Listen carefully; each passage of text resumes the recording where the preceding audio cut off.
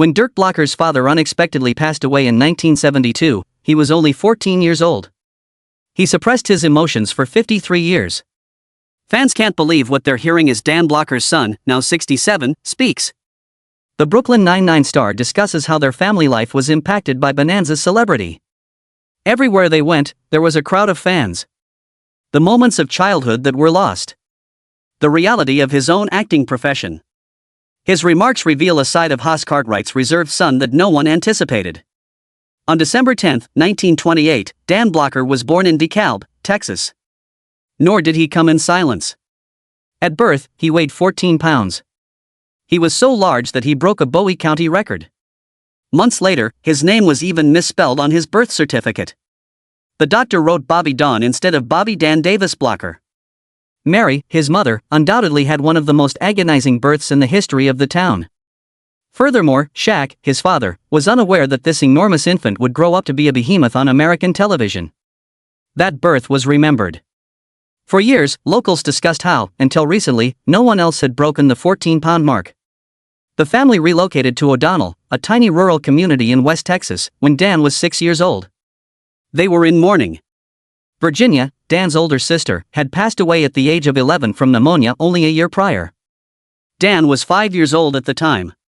The family was devastated by the loss, but life had to go on. Shaq started a supermarket. And the rear of it was where they lived. By 5th grade, Dan was carrying 40-pound cattle feed sacks for clients and bagging groceries while playing behind the warehouse. In those days, the town had 2 lumber yards, 2 drugstores, 2 doctors, and 3,000 or so residents. Not only was Dan the shopkeeper's child, but he was also a familiar face in that community. People respected him because of his hard work, but his size made him unforgettable. Dan grew quickly in addition to being tall. He weighed 105 pounds and was 5 feet tall by the time he was 10. He weighed 200 pounds at the age of 12. He was larger than many of the mature men, not just the other children. He actually collaborated with them on elevators, grain trucks, and other projects requiring heavy lifting. To allow Dan to box with bigger males on Saturday nights, the town even roped off Main Street. He was fighting men in their 20s at the age of 13. He never lost. There's even a story about how he once helped a man get his car off a jack. No one questioned his ability to execute it, whether that is true or not. He weighed 275 pounds and stood 6 feet 4 inches tall by high school. And 14 and a half size wore shoes. His father used to make fun of Dan, saying he was useless since he was too big to ride and too small to draw a wagon. But he would soon become famous due to his stature. Dan's parents enrolled him in the Texas Military Institute in San Antonio when he was 12 years old. It is likely that they hoped the discipline would help him become more than just a large body. General Douglas MacArthur had previously been trained at that same institution. Dan gained discipline, fortitude, and concentration. It would all come in handy later. He enrolled to Hardin-Simmons University in 1946 following TMI. There, he played football. Given his size, he was an obvious choice. He was 18 years old, powerful, quick, and well-liked by his teammates. However, his tale would not end with football. At Sul Ross State, something took place. In 1947, he moved there and agreed to assist backstage for a school production. They needed someone who could carry fictitious dead bodies because the play involved poison and ancient lace. Something clicked, and Dan agreed. Something inside of him was ignited by moving those things, being among the actors, and seeing it all come together. Suddenly, he noticed a new route. He changed his major to acting from physical education. The football player suddenly turned into an actor. Dan continued to play football at Sul Ross, but theater took over his life. He had a variety of employment. To pay for school, he bounced in bars and did rodeos. He discovered meaning on stage. Despite his size for physical parts, people were taken aback by his gentleness and expressiveness. His instructors took note. He received encouragement from his peers. He earned a degree in speech and theater in 1950. Everyone assumed he would pursue a career in athletics. Rather, he chose a more difficult option that had no assurances. Professional football teams made offers. Also, boxing promoters called. However, Dan declined, saying he didn't want to use his size or fists to earn a living. He wanted more. He desired art. He relocated to Boston for the summer stock theater that same year, 1950. He knew no one, and it was 2,000 miles from Texas. But he risked it. He performed in plays every week. He was paid little for his labor. He played a variety of roles and picked up lines quickly. It was all he wanted, yet it was exhausting. Dan Blocker believed he was headed to Boston to pursue a career in acting, but reality had other ideas. He was called up by the U.S. Army in November 1950. Blocker, who weighed more than 250 pounds and was 6 feet 4 inches tall, was enlisted as the Korean War was intensifying. Outfitting a man of his proportions was no easy task. The Army searched for boots that would fit his size 14.5 feet for a whole month. Blocker was sent to Japan following basic training in Louisiana. Then directly to Korea's fighting lines in December 1951. He joined the 45th Division's F Company, 2nd Battalion, 179th Infantry Regiment. He was immediately dubbed the Big Gun by the soldiers there. The battle came quickly. The days were full with snow, mud, and gunshots when his regiment was dumped into the icy trenches along the Jamestown line. As a private, Blocker came. However, he was not there for long. He quickly rose through the ranks to corporal, sergeant, and master sergeant due to his exceptional leadership. It was all over in a flash. He led rather than merely obeyed directions. Blocker served 209 days in combat overall. He had one of his worst recollections on Christmas Eve, 1951. For 10 hours, Blocker and his team were locked down atop Hill 255. It was terrible, cold, and dark. Things were increasingly bloodier on May 25, 1952. 6 Americans lost their lives and 21 were injured while defending Hill 200. However, the team also succeeded in eliminating 132 enemy soldiers. Blocker fought amid mortar bursts and ambushes. Additionally, he was shot during a vicious struggle while attempting to save his injured companions. He was altered by that deed, but it also earned him a Purple Heart. He had witnessed too much. He advocated against war, particularly the Vietnam War, after returning home. He made it plain. After what he had experienced, he did not want American bombs dropped on defenseless people. However, the conflict revealed another side of Blocker. Under duress, he was able to lead. In locations like Porkchop Hills, he assisted in organizing and leading risky patrols. Baldy, elderly. His team once went straight into an ambush. They were in hostile territory and outnumbered. Blocker, however, remained composed and led the charge back rather than fleeing. He was a prime target because of his massive frame, which also helped him carry the injured to safety. He never gave up, though. He received numerous accolades by the time his unit was rotated out in July 1952. The Korean Presidential Unit Citation, the Korean Service Medal with 2 campaign stars, the Combat Infantryman Badge, and more. He left the Army on September 24, 1952. He wed Dolphia Lee Parker, whom he had cherished during the war, 2 days later. They were now permanently together after he had corresponded with her from Korea. A small ceremony was held in Carlsbad, New Mexico.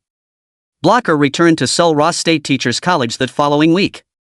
He completed his master's degree in drama, continuing exactly where he left off. Bills needed to be paid, but acting was still the dream. Thus, he began teaching drama and English in high school in Sonora, Texas. His powerful voice reverberated through the hallways, as his classmates recalled. Particularly while he was reading Shakespeare. After teaching in Sonora for a year, Dan Blocker relocated to Carlsbad, New Mexico. At Eddy Elementary School, he started teaching 6th grade and serving as a coach. He continued to love performing even when he was a teacher. He maintained his love of acting by using his classroom as a stage. Then an unforeseen event occurred. Blocker traveled from Sonora to Hollywood with his family for a summer vacation. It was never intended to be a job search. Even though they were only on vacation, destiny had other ideas. A talent agent spotted Blocker when he was on the phone in a phone booth, decked out in full cowboy attire, including a large straw hat, heeled boots, and a gaudy shirt. Blocker appeared to have walked out of a Western film and was 6 feet 4 inches tall. A script was not necessary for the agency or audition. He knew Blocker was destined for TV after just one glance. Blocker's wife and children, meanwhile, waited in their station wagon, utterly oblivious to the fact that their lives would soon undergo a permanent transformation. The setup was ideal. Blocker appeared to be the real deal in the cowboy shows that dominated Hollywood in the late 1950s. His size, his Texas heritage, and his gruff charm were all just what the producers wanted. That chance encounter on the sidewalk became the start of something very significant. But becoming famous wasn't the reason Blocker moved to California. He relocated to Los Angeles in 1956 to attend UCLA and obtain a PhD in education. He took his studies seriously. He supported his family by working as a substitute teacher in Glendale schools when he was a student. He had 4 children. David was born in 1955, Dirk in 1957, and twin daughters Deborah Lee and Dana Lynn in 1953. Life was hectic. Despite balancing his work, school, and fatherhood, he was able to maintain equilibrium. Dan Blocker wasn't a star at first. He portrayed the Goon, a creature, in the 1957 Three Stooges short Outer Space Jitters. He wasn't even given his true name. He was credited as Don Blocker in a silly science fiction comedy.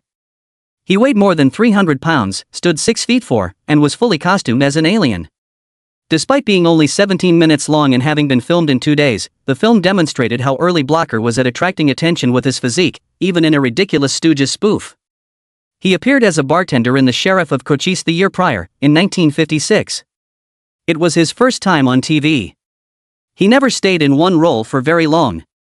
He had an appearance as a cavalry officer in Gunsmoke in 1956. He returned to the same show in a different capacity 2 years later. He had already made appearances in Have Gun, Will Travel, and Colt. 45 by that point. Additionally, he appeared in several westerns in 1957 alone. He played tough guys, outlaws, or enforcers in The Rifleman, Cheyenne, and other films. Although they weren't attractive, these roles helped him get recognition. The large man with the powerful voice was recalled. Then Maverick arrived. For him, that show was the turning point. Hognose Hughes was the role he portrayed. Blocker subsequently stated that it was the most significant part he played in his early career. Despite being a Western, Maverick stood out from the others. It was witty, funny, and Blocker was a wonderful fit. Not only was he large, but he was also humorous. Producers and casting directors saw then that he could combine strength and charm. Later on, Hoss Cartwright's character would be defined by the harmony between comedy and drama. But it was Hognose Hughes who made that finding. He was given a recurrent position in Another City in Western Samarin in 1958. He portrayed Tiny in the one-season series, which was short-lived yet brought him a life-altering relationship. David Dortort was Cimarron City's producer.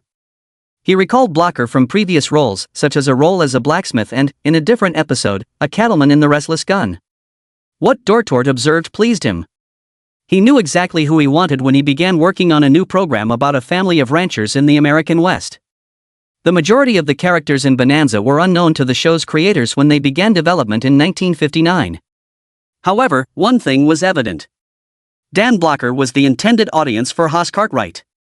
No one else was ever given an audition by the producers. They were aware of their possessions. They were correct.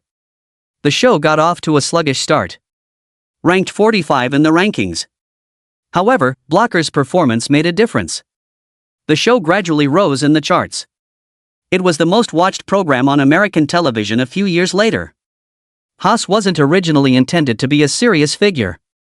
The joke was that he was meant to be the huge slow person. Someone who didn't speak much but could punch hard. He was described as unintelligent and unsophisticated. Dan Blocker, however, wasn't like that. He weighed more over 300 pounds, and by the later seasons, 365 pounds, and stood 6 feet 4 inches. However, there was a man with a master's degree behind that size. He was an English teacher. He intended to pursue a doctorate. He applied all of that to the position. He portrayed Hoss as polite, considerate, and heartfelt rather than as stupid. And the authors took note. They began altering Hoss to fit Blocker. He became the show's lifeblood after serving as humorous relief. People had fallen in love with Hoss by the time Bonanza reached number 2 in the ratings for the 3rd season. He had more than just muscle. It was he who reminded the audience of the Cartwrights' true cause and possessed the moral compass. However, the performance was cruel behind the scenes. In contrast to contemporary television programs that produce 10 or 12 episodes annually, Bonanza produced over 30 episodes annually. That amounted to nearly constant work, 14 hours a day, 5 days a week. Dan Blocker would not depart until 9 o'clock at night and had to arrive at 7 o'clock. There was a lot of writing, stunts, costumes, and heat. He occasionally fainted from the heat, which was unusual for a man his size, but he persisted. He once said that he spent more time with his TV family than his real wife and 4 children. Additionally, he had filmed 415 episodes by the year 1972. Most actors today would be broken by such a regimen. Blocker's story is made much more poignant by the sacrifices he made. He had ambitious goals long before Bonanza. For a career in teaching, not for fame. He was a teacher in Texas after receiving his master's degree. He instructed 6th graders in both drama and English. It wasn't for Hollywood that he relocated to California. UCLA was the recipient. His goal was to obtain a PhD. His true dream was that. It was by accident that I started acting. Someone dragged him into the business after spotting him dressed like a cowboy. Additionally, he continued his education after being cast in Bonanza. He discussed balancing classes and filming in early interviews, but in the end, it was not doable. Everything was consumed by memorizing scripts, filming all day, and conducting interviews. He placed his studies on hold by 1961 and never had the opportunity to return. His greatest regret, he subsequently stated, was not completing his PhD. However, it is impossible to overlook what he contributed to television. Haas was more than just a kind-hearted cowboy. He was a figure who gave people a sense of realism. Studies revealed that by the middle of the 1960s, audiences viewed Haas as Bonanza's emotional center. "Let's do it now, because we will never pass this way again," Blocker once stated when he played Haas. On and off screen, he meant it. A single program dominated American television during the 1960s. Bonanza was more than just well-liked. It was a custom in the country. It was the top show in the nation from 1964 to 1967. Nearly 19 million homes tune in every Sunday at 9 p.m. The rating share is 36.3. It had risen from 45th to 2nd, and then to the top, in a matter of seasons. Bonanza remained in the top 5 for 9 consecutive years. It was something no other show had done. It wasn't limited to America either. Nearly 50 countries, including Canada, Brazil, France, Thailand, and even Saudi Arabia, were able to see the Cartwright family. CBS didn't discover something that could compete until 1967. The comedy hour of the Smothers Brothers. Even Judy Garland's show was ineffective before to that. Blocker, however, wasn't merely portraying a rancher. In a sense, he became one. He launched a legitimate steakhouse in 1963, just as Bonanza was taking off. The Bonanza Sirloin Pit was its name. Westport, Connecticut, was the location of the first. Inside a vintage 1925 Greyhound bus stop. The concept was successful. The name was well known. They had faith in it. Sam and Charles Wiley, 2 brothers, acquired the company in 1966 and quickly grew it. 3 additional men then established a similar network in Indiana in 1965. It was known as Ponderosa Steakhouse. Up until 1989, both brands continued to expand. When they were purchased by Metro Media, Bonanza had about 600 restaurants by that time. Despite merging in 1997, the 2 businesses continued to operate under different names. There were just roughly 75 locations left by 2019. Nevertheless, Blocker had made TV celebrity a reality, a place where people could come, sit, and sample. His film career also continued to progress. He appeared with Frank Sinatra in Come Blow Your Horn in 1963. The Neil Simon comedy was successful. It was one of the best-grossing films of the year, earning $12.7 million. Blocker and Sinatra then collaborated once more on Lady in Cement in 1968. It was a criminal thriller this time. Blocker portrayed the perilous businessman Rudy Kosterman. The film evoked the gritty, jazzy Miami of the 1960s. Another thing that folks didn't see was off-screen. All 4 of Dan Blocker's children received karate instruction from Chuck Norris prior to his fame during Bonanza's heyday. They trained with the kids of Michael Landon. The cast had grown close to one another. In 1952, Blocker and Dolphia Parker were married. They remained together till his passing in 1972 after meeting in college. In 1998, their son David earned an Emmy for his work as a producer. Dirk also pursued acting. Blocker remained near his relatives. Fame didn't alter that for him. Dan was described as the type of man you could go out and have a beer with by Mitch Vogel, who portrayed Jamie on Bonanza. On television, Dan Blocker was always shown as the amiable giant. Millions of people adored his portrayal of Haas Cartwright in Bonanza. People were unaware of how hard he was battling in private, though. His stature, which gave him a commanding presence on screen, came with health problems. He was 6 feet 4 inches and weighed about 300 pounds. Dan's health problems had started to appear before he passed away in May 1972. Those close to him were unaware of the severity of his gallbladder issues. Even for larger patients, gallbladder surgeries were substantially different in the past, despite the fact that they are rapid and low risk nowadays, according to medical specialists. The equipment and methods simply weren't as sophisticated in 1972. Some others think he may have survived if he had undergone the same procedure 10 years later. However, everything was more perilous because of his stature back then. He didn't tell anyone about it. He grinned on screen. He was engaged in a silent, losing battle off-screen. Dan had acquired a new position that could have completely revolutionized his career just 2 months prior to his death. Dan was chosen to play a key role in The Long Goodbye by director Robert Altman, with whom he had previously collaborated. It was difficult. A deranged drunken author, completely unlike the generous Haas. Dan had the opportunity to prove to the world that he was more than simply a kind cowboy. However, such was not permitted by fate. Sterling Hayden took over the job after Dan's death. He performed admirably, even inventing lines while intoxicated while the movie was being filmed. Altman, however, never recovered from Dan's death. He even considered calling off the entire film. Rather, he continued and included a particular memorial of Dan Blocker in the credits. His impact on his co-workers was evident in that single line. The date of Dan Blocker's death was May 13, 1972.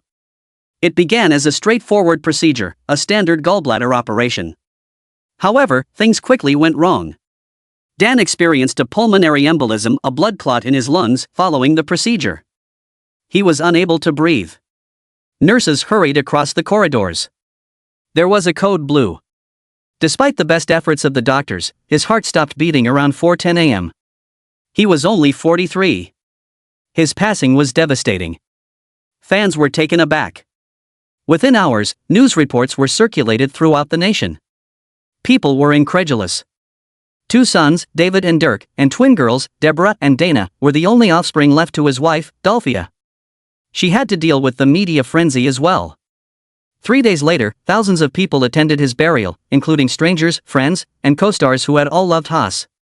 Michael Landon delivered a brief yet impactful speech. "We laughed at him. He improved us." Though buried far from Hollywood in a rural Texas cemetery, Dan will always be remembered. When Dan passed away, Bonanza was already in its 13th season. The show was still performing well after more than 10 years of operation. However, Haas's passing felt like a hole being drilled in the series' middle. The ratings fell precipitously. People ceased to observe. According to producer Richard Collins, the audience also suffered a loss, just as we did.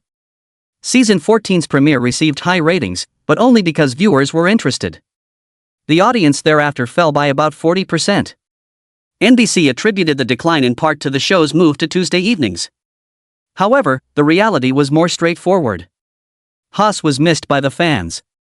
Without him, they didn't want to watch Bonanza. Even Ben Cartwright's actor Lorne Greene acknowledged it. "That's all," he told his wife. "It's done." He was correct. The show was cancelled by NBC in November. January 16, 1973, marked the airing of the final episode. Bonanza ended after 431 episodes in 14 seasons. A peaceful location in the center of O'Donnell, Texas, still bears the legacy of a guy who was adored by millions of people. If you weren't looking, you might miss it because it's not a large city. On display, however, is a bronze bust of Dan Blocker, better known as Haas Cartwright. Just 14 months after Dan's death, on July 4, 1973, the memorial was revealed. He was only 43. The plaque's engraved words speak for itself.